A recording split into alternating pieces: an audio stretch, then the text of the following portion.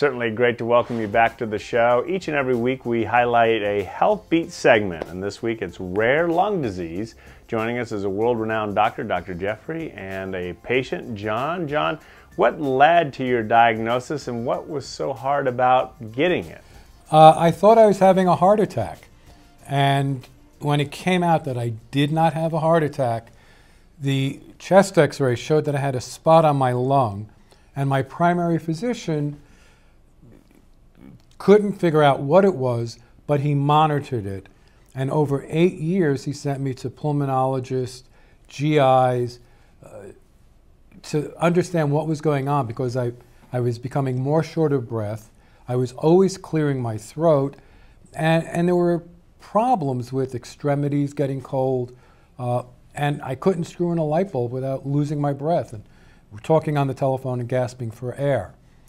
Finally, in the 8th year, my cardiologist sent me to Yale University, where they did the same test as the other pulmonologist, and they said, John, you've got IPF, idiopathic pulmonary fibrosis, and unfortunately, if you don't get a lung transplant, you're going to die in 2 years. And they referred me to New York Presbyterian Hospital, where I had to qualify for a lung transplant by meeting criteria and also by participating in exercise programs, seminars to learn about the disease, and changing my lifestyle.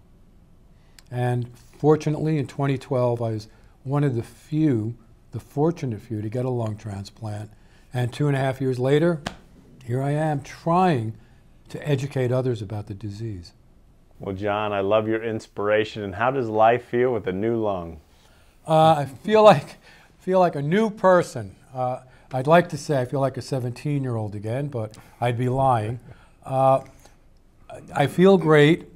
It's been a while since I was out of breath walking up a flight of stairs.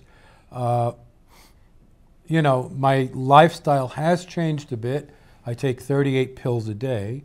But on the positive side, I'm able to thank and recognize my wife, who really put up with a lot of garbage as I was deteriorating before the transplant.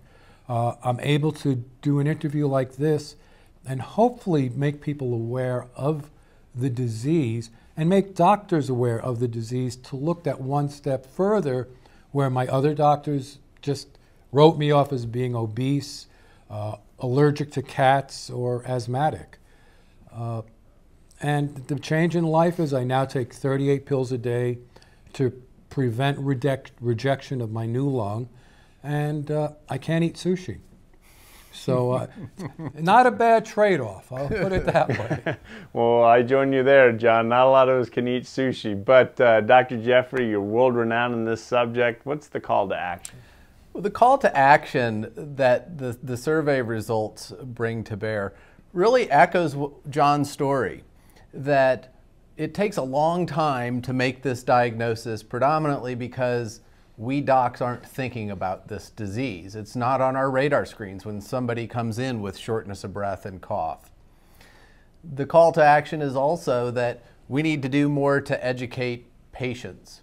We need to educate patients about the disease so that, you know, when they arrive at my office and I say, you have this horrible disease, it's not the first time that they've ever even heard of it.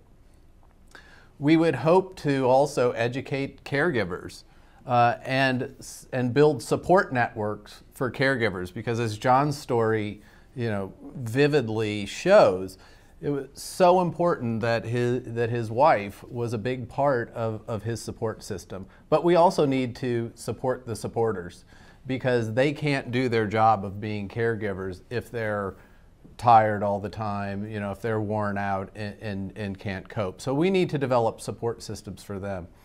And then finally, we need to get the word out to the medical community that this disease is there, that patients that you're seeing even today probably have this disease, much like the 130,000 other Americans that have it.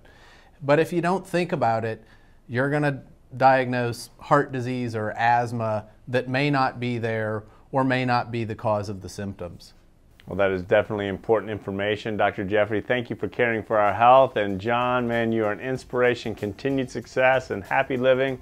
And we look forward to connecting with you guys soon. Thanks so much. Thank you very much. Thank you, Conn.